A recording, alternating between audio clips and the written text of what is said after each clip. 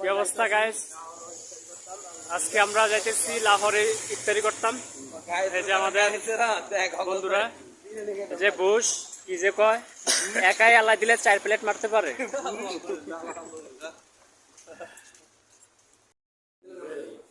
Restaurant আসলাম, ইফতারি করবো আজকে আমরা।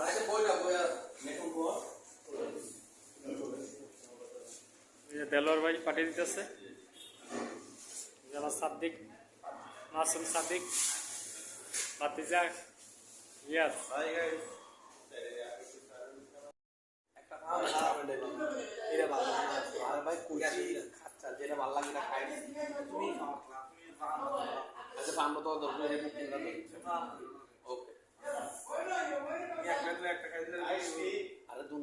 আর তিনটা দিলে তিনটা খাইতে পারবো, তাই